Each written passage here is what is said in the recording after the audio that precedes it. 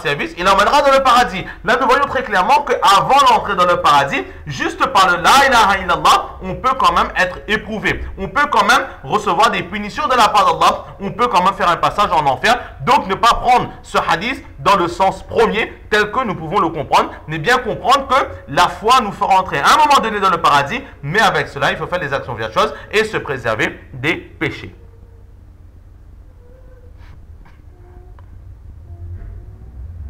Maintenant, le dernier point à voir, c'est que le prophète sallallahu alayhi wa sallam dit wa in zana wa in saraqa. Même si nous avons commis l'adultère et même si nous avons volé. Pourquoi uniquement ces deux péchés? Tout simplement, c'est que ces deux péchés englobent tous les péchés qui peuvent exister sur cette terre. Dans cette question de Hazrat Abu Zar Ghifari, c'est une question très complète, très jamia. Dedans, il a donné simplement deux exemples. Sa question ne repose pas sur ces deux péchés, mais ses actions, cette question repose sur l'authenticité, sur la réalité, sur la profondeur de ce péché. C'est-à-dire, wa in zana, même s'il a commis l'adultère. L'adultère, c'est un péché. Wa in saraqa, le vol, ça aussi c'est un péché.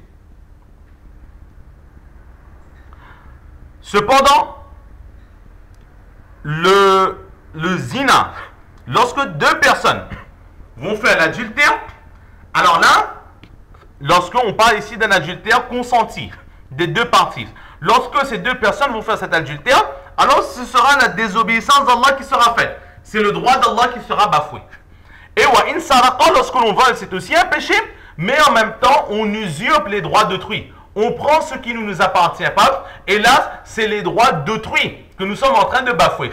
Donc, wa in zana, ce sont les droits d'Allah. Wa in saraqa, ce sont les droits d'autrui. Ce que Hazrat Abu Zar Ghifari questionne, il dit, oh prophète d'Allah, nous entrerons dans le paradis avec la ilaha illallah, même si nous avons négligé les droits d'autrui, même si nous avons négligé les droits d'Allah. Le prophète sallallahu alayhi wa sallam qui répond, même si tu as négligé cela, à un moment donné, lorsqu'Allah le voudra, tu entreras dans le paradis, tu ne resteras pas éternellement dans l'enfer. Si cette personne doit être dans l'enfer, Allah fasse de nous tous des habitants du paradis dès le début du jugement, qu'Allah nous fasse entrer dans son paradis sans avoir à rendre compte hisab au kitab. Allah nous préserve justement de ce châtiment et de l'enfer.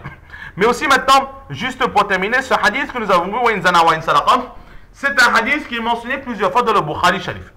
Et un peu plus tard, dans les chapitres qui vont suivre, il y aura de nouveau ce même récit qui est un peu plus complet. En fait, c'est une histoire que Hazrat Abu Zar Ghifari, il nous raconte. Il dit simplement qu'une nuit, parmi les nuits, une nuit, je suis sorti, marcher un peu, et c'est là que j'ai vu le saint prophète sallallahu alayhi wa sallam qui était seul en train de marcher. Il n'y avait donc avec lui personne, et j'ai voulu marcher avec lui, mais je me suis dit que si le prophète il est seul, et que jusqu'à présent personne ne l'a suivi, c'est que peut-être le prophète sallallahu alayhi wa sallam, il recherchait la solitude. Mais moi je veux être avec lui, alors je me suis mis à le suivre, mais je suis resté dans l'obscurité de la nuit. C'était une nuit éclairée, une nuit où la lune était clémente dans sa lumière, dans l'éclaircissement du sol, etc. Lorsque c'est la pleine lune, en général, la lune éclaire un petit peu quand même. Donc la lune était très généreuse ce soir-là, mais j'ai préféré, pour ne pas perturber le saint prophète sallallahu alayhi wa sallam, rester dans l'obscurité. Je l'ai suivi. S'il aurait eu besoin de moi, je serais présent. Et s'il voulait rester seul, alors je le laisse seul. Je suis légèrement en retrait. Et c'est là qu'à un moment donné, le prophète sallallahu alayhi wa sallam va se retourner et il va me voir. Lorsqu'il va me voir, il va dire, qui est là? Là, nous voyons bien que Hazrat Abu Zar, il était dans l'obscurité. Le prophète sallallahu alayhi wa sallam ne l'a pas distingué du premier regard. Et là, il va dire que c'est Abu Zar. Oh prophète d'Allah. Là, le prophète d'Allah va dire, oh Abu Zar, viens avec moi. Et je commençais à marcher avec lui un certain temps. Ensuite, le hadith, il continue. Et ensuite, le prophète sallallahu alayhi wa sallam, Hazrat Abu Zar, il dit qu'on a continué à marcher. Le prophète, il m'a dit certaines paroles. Nous verrons dans les hadiths qui vont suivre. Et ensuite, à un moment donné, le prophète sallallahu alayhi wa sallam va me dire, oh Abu Zar, assis-toi ici. Il m'a positionné à un endroit entre des rochers et dans un endroit vague. Et lui, il m'a dit de l'attendre ici. Donc, je me suis assis et je l'ai attendu. Je l'ai attendu jusqu'à ce qu'il revienne. Mais il a pris un certain temps. Je n'ai cessé de l'attendre et de regarder. Mais il n'était pas venu. Je commençais à m'inquiéter. Jusqu'au moment où j'ai entendu une voix. Une voix qui venait. Et c'était le saint prophète sallallahu alayhi wa sallam. Et en venant, le prophète sallallahu alayhi wa sallam, il disait wa in saraqa wa in zana, wa in saraqa wa in zana. Là, lorsque le prophète sallallahu alayhi wa sallam, il est arrivé jusqu'à moi, je n'ai pu m'empêcher de lui questionner. Et là, j'ai dit, oh prophète d'Allah, que je sois sacrifié pour toi. À qui est-ce que tu étais en train de parler en ce moment? Qu'est-ce que tu disais en ce moment? Parce que je t'entendais parler, mais je n'ai vu personne revenir avec toi. Et là, le prophète sallallahu alayhi wa sallam, il a dit que c'était l'ange Ibrahim qui était en train de parler avec moi. Et il m'a dit, donne la bonne nouvelle à ton peuple, que celui qui va mourir sans avoir emmené foi, sans avoir associé, Allah à autrui, alors cette personne, il entrera au paradis. Alors, le prophète sallallahu alayhi wa sallam qui dit, alors j'ai alors dit à Jibril, oh Jibril, même s'il a volé et même s'il a fait l'adultère, donc tout à l'heure, au début nous avions dit, selon une narration de Tirmidhi Sharif, nous voyons que c'est Abu Zar Ghifari qui a questionné. Et là, dans ce hadith qui se trouve dans le Bukhari Sharif, nous voyons que c'est le prophète sallallahu alayhi wa sallam lui-même qui questionne. Il dit, même s'il a volé, il a commis l'adultère, et l'ange Jibril qui dit oui. Et là, il dit que j'ai répété, wa in zana, wa in saraqa, même s'il a volé, même s'il a commis l'adultère, il va le répéter. Et à la fin, il va dire, même s'il a bu du vin, il entrera quand même au paradis. Donc là, c'est plus ou moins l'histoire dans sa quasi-intégralité, mais il y aura plusieurs hadiths qui vont se suivre de cette façon-là, et dans chaque hadith, nous aurons un petit morceau de puzzle en plus pour mieux comprendre ce hadith, mais là, c'est plus ou moins l'histoire dans sa généralité qui s'est passée. Maintenant, dans cet hadith, on voit que c'est Hazrat Abu Zar qui questionne, et dans d'autres hadiths, nous voyons que c'est le prophète sallallahu alayhi wa sallam. C'est possible que le prophète sallallahu alayhi wa sallam, lui, il est questionné pour bien comprendre l'ordre qui a été donné, et lorsque le prophète sallallahu alayhi wa sallam lui a dit, Hazrat Abu Zar Ghifari, par stupéfaction, il va re-questionner le prophète d'Allah. Tu as bien dit que même si on vole, même si on commet l'adultère, même si on vole, même si on commet l'adultère, donc le prophète sallallahu alayhi wa sallam, c'est pour bien comprendre, pour être sûr de l'ordre qui a été donné. Et Hazrat Abu Zar Ghifari, lui, il va questionner le prophète sallallahu alayhi wa sallam par stupéfaction, car ce sera une nouvelle, un enseignement qui l'étonnera, qui le laissera dans une certaine stupéfaction quant à la facilité d'entrer dans le paradis. Donc voilà ce que l'on peut dire sur ce hadith, et nous voyons le hadith qui suit.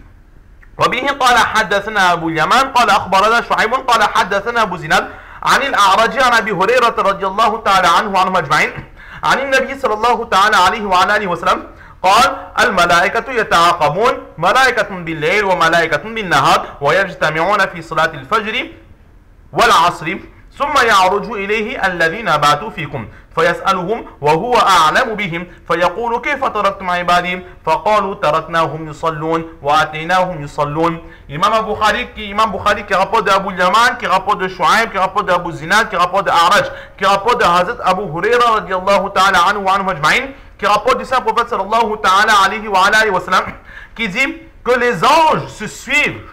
Les anges de la nuit sont suivis des anges du jour. Et ils se réunissent lors de la salat de Fajr et la salat de Asr. Et ensuite, les anges qui ont passé la nuit avec vous, ils remontent vers les cieux. Et là, leur Seigneur, qui a la science de toutes choses, et questionne. Il dit, comment avez-vous laissé mon serviteur? Dans quelle situation l'avez-vous laissé? Et là, les anges lui dirent, nous l'avons laissé alors qu'il était en train de prier. Et nous sommes venus à lui alors qu'il était en train de prier. Là, c'est un hadith que nous avons maintes et maintes fois déjà entendu. Tout d'abord, la raison pour laquelle ce hadith il est dans ce chapitre des anges, c'est que tout simplement, dedans encore, le prophète sallallahu alayhi wa sallam, il parle des anges. Il dit al-malaika, les anges se suivent les groupes après groupes, les anges de la nuit et les anges du jour. Donc là, c'est la raison pour laquelle le hadith il est mentionné ici. Et yata'aqabun, cela signifie qu'un groupe vient après un autre groupe. Que le chef, par exemple, le commandant, il a envoyé une équipe, il a envoyé un groupe d'armée à un endroit, et lorsque est arrivé le moment de la relève, il envoie un deuxième groupe, et lorsque le deuxième groupe il arrive à destination, le premier groupe il retourne à la caserne, il retourne dans le pays pour se reposer, pour reprendre des forces, etc.